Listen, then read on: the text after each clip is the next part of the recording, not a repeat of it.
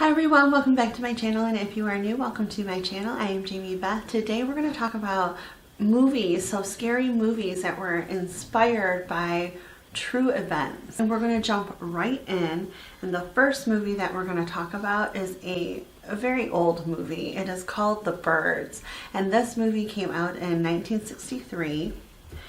It is based off of a book called The Birds by Daphne du Maurier and an event that happened in Santa Cruz, California. Now, The Birds movie is an Alfred Hitchcock classic. I'm sure most of you probably have heard of this movie. It is crazy. If you haven't seen it, it's a scary movie for the time that it was made. I actually thought it was a pretty scary movie because it's about a bunch of birds that attack people. And again, this was based off of a true event that happened in 1961 where the town of Santa Cruz, California was invaded by a flock of seabirds. And these seabirds were just absolutely vicious. They would just fly into buildings and surround people, and it was just a scary time back in 1961 if you lived in Santa Cruz, California. So the story goes that 3 days after the local newspaper wrote an article about this bizarre event that happened, Alfred Hitchcock called the newspaper and mentioned that he was going to use the article, in his research for the terror he was about to inflict on a city just north of Santa Cruz. Again, this crazy incident that happened and the book that Daphne du Maurier wrote inspired Hitchcock to create this movie. Moving along to The Exorcist, and I know most people have heard about the original Exorcist movie. This movie came out in 1973. It is quite possibly the most terrifying horror film ever made, and certainly one of the best horror films ever made. I think this is a movie that everyone should see if you are into scary type of movies. William Peter Blatty, who wrote the Oscar-winning screenplay and the best-selling 1971 novel, was first inspired by the 1949 real-life exorcism of a 14-year-old boy.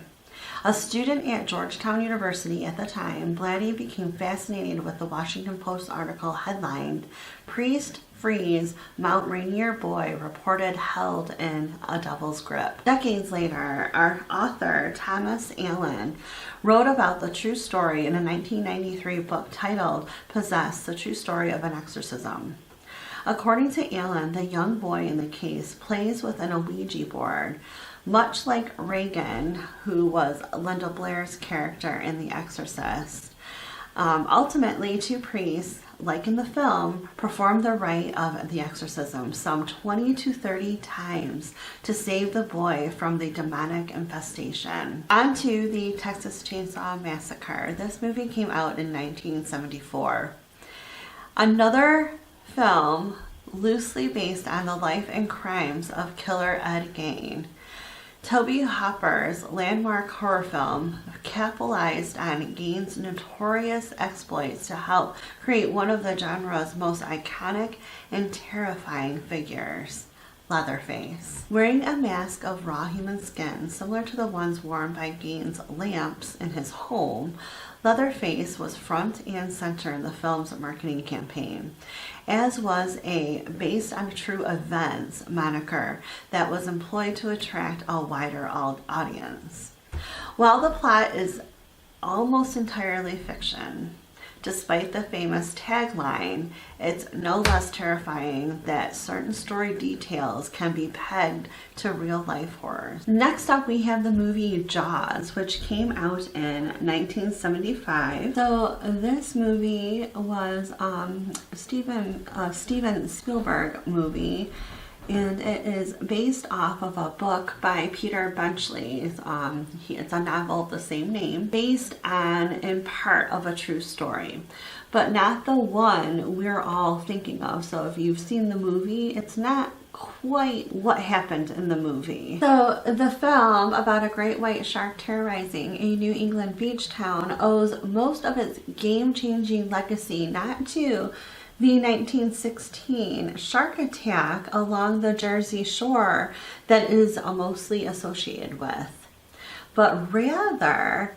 than an obscure incident from 1964. And the introduction of the book eventually reveals that he came up with Jaws upon reading an article about a fisherman, Frank Mundus' frightening encounter with a 4,500-pound great white off the shores of Long Island. Mundus would actually inspire the author to create the character of Quint. Quint is the one that Robert Shaw played in the film. But unlike Quint, Mundus did not turn into shark food. Instead, he harpooned the beast and dragged it out of the sea. And the next movie we're going to talk about is the Amityville Horror. Now, I did do a more in-depth story on this. It was probably one of my first Friday videos where I I talked about the whole entire incident that happened in this home. The movie came out in 1979, one of the more scary movies of its time. The Amityville Horror has spent more than 4 decades giving audiences a permanent case of night terrors with the story of a young couple and their house in Amityville, New York, haunted by violent spirits. The real-life Lutz family claimed to have suffered a fate similar to that of their fictional counterparts. Upon moving into the Amityville home 1 year after Ronald Defoe Jr. murdered 6 of his family members, the family reported that they experienced nearly a month's worth of strange sounds and even stranger signs that eventually sent them fleeing from their home. Throughout the years, it has been said that the Lutz family kind of made all of this up, and that they didn't really experience the things that they claim happened during the month they were in this home. There wasn't any black ooze coming out of the walls, ectoplasm, foul odors, just everything that they claimed happened probably never happened. And the real reason is they just couldn't afford this big, beautiful home. So they made up stories knowing there was a murder that actually did take place. Now, the murder that took place did actually happen. That is a true story. That is exactly what happened. This young man murdered his whole entire family in that home. That is the only truth behind anything that happened in this home, was that the murders did actually take place. But hey, leave it to Hollywood to not let the truth of the matter get in the way of making one heck of a scary movie. Moving along to actually one of my favorite scary movies, Poltergeist, and that came out in 1982. This is another Steven Spielberg movie, and it is directed by Toby Hopper, a PG-rated film that was so scary it helped create the PG-13 rating. Isn't that crazy? The Freeling family discovers their suburban home is built on a haunted burial ground and is now plagued by its violent spirits. While this movie takes place in California, the haunting that supposedly inspired the movie originated 3,000 miles away in New York State, and it's actually down the road from the Amityville Horror home. The home where this movie was inspired is down the road from the Amityville home. So crazy. Anyways, in 1958, in the town of Seaford, the Herman family claimed to be victims of paranormal activities that would be immortalized in one of the most popular films of the 1980s. They allegedly saw bottle tops pop off on their own, along with those bottles seemingly moved by an invisible spirit. This family's claims went viral and dominated local and national news cycles to the point where Life magazine did a piece on it. And like the Freelings, the Hermans also invited paranormal specialists into their home to deal with what they claimed to be legit poltergeist. While these researchers were able to record some evidence of strange events, the occurrences stopped shortly after the team arrived. Thankfully, whatever the Hermans think they say stayed around long enough to inspire one of the most chest-pounding experiences in movie history.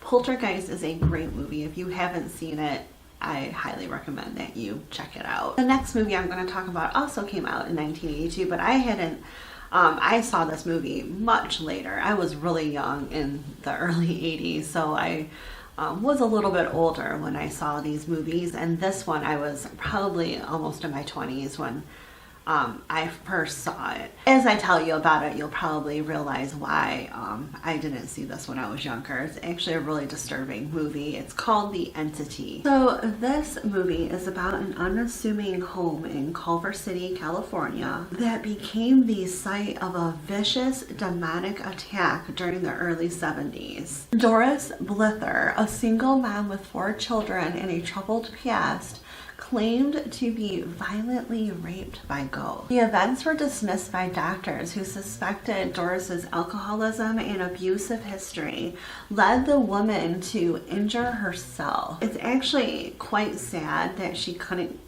get anyone to believe what was going on with her. I don't know, I just remember feeling so terrible for this woman who was experiencing these vicious attacks. A team of paranormal researchers later investigated the claims.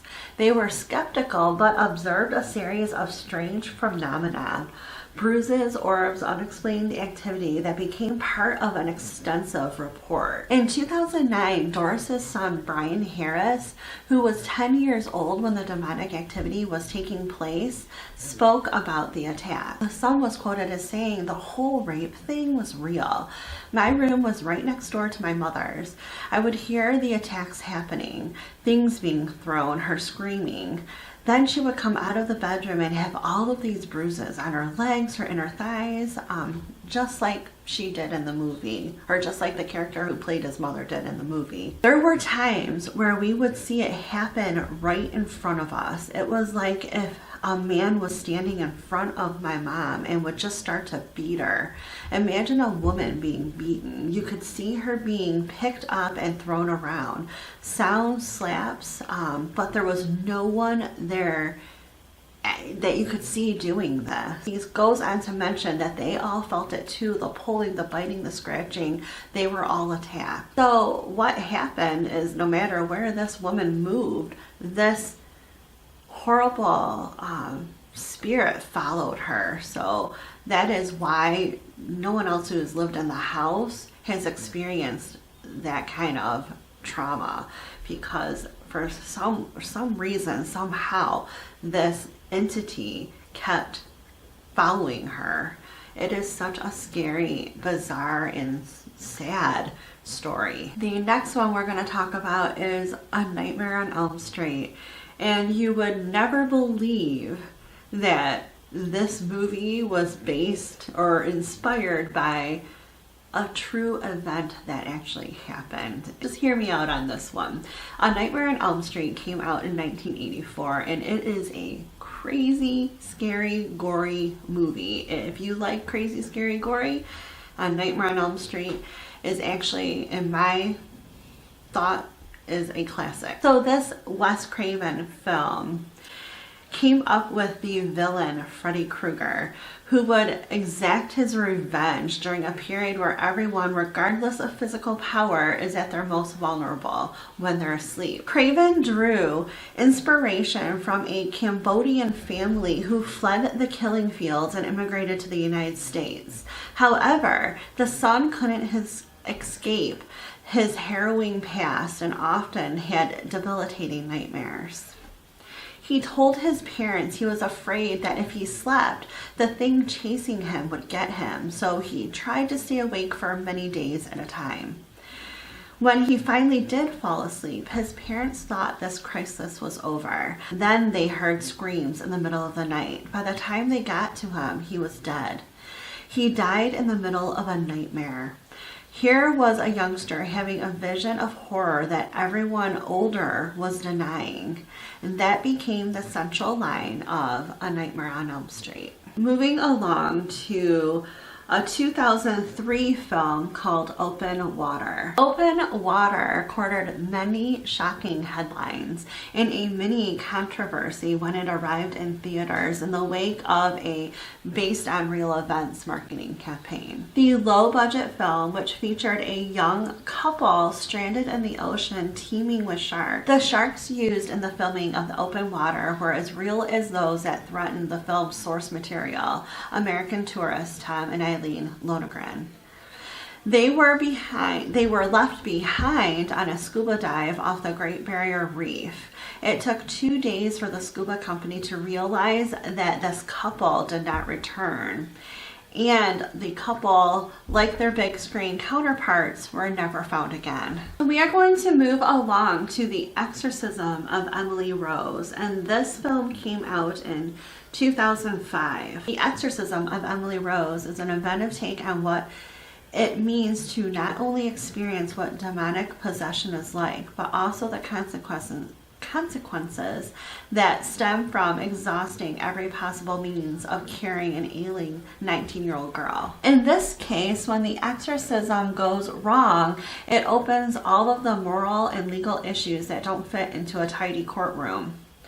Like in the cases involving paranormal researchers Ed and Lorraine Warren, most people are skeptical when it comes to anything supernatural. So the task of the lawyer of the condemned priest who botched the exorcism must prove that demonic possession is real in order to get a non-guilty verdict. The film is based upon the life and death of Annalise Michael, who grew up in the World War II Germany and began suffering from symptoms that today would be diagnosed as schizophrenia. However, her devoutly Catholic family insisted that it was the devil's handiwork and pressed that their local parish perform an exorcism.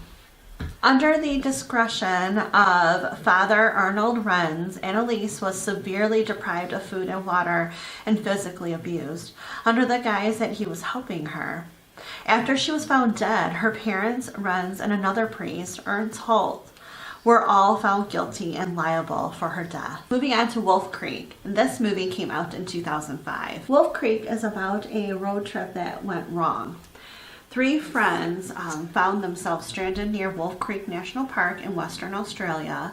The group was approached by a would-be Good Samaritan who offers to tow them to his nearby house where he has the tools and resources to help them. So what ensues is one of the most violent and disturbing displays of violence in cinematic history, causing a rift amongst the film community who saw it as either a misogynistic trash heap or a barrier-breaking look at violence without a cartoon lens. This was based on true events, and it was inspired by the murderous exploits of convicted killers Bradley John Murdoch and Ivan Milat, the latter who was nicknamed the Backpack Killer, after killing 7 travelers along a state forest between Sydney and Canberra, Australia. We are to our last film, and the last one I'm going to talk about is The Conjuring, and this came out in 2013. Many people's gripes with horror films is the logic behind the actions of those tormented. However, that is easily dealt with in The Conjuring, as the film centers on the exploits of Ed and Lorraine Warren, who are paranormal researchers actively seeking out disturbing settings. The Warrens focus on the parent family who know something is amiss with their new home. The film delivers shocking jolts that will leave you pining for a reprieve from the visual onslaught. The scenario and both the Warrens and parent families are based on a true relationship forged between paranormal experts and an impacted family. The Warrens themselves have come under criticism from naysayers who charge them with inventing ghost stories. Although the parent family has backed up their claims as it relates to The Conjuring, the parents' oldest daughter, Andrea, commented, "Both my mother and I would just as soon swallow our tongue than tell a lie. People are free to believe whatever they want to believe, but I know what we experience." So that is our video for today. These are the movies that were inspired by true events that happened. And I hope you guys liked learning a little bit about some of these movies and some of the events that inspired the movies. If you did, give it a thumbs up and remember to hit that subscribe button down below if you haven't already, as well as the notification bell next to it to be notified of all of my upcoming videos. Thank you so much, and I'll see you again soon. Bye!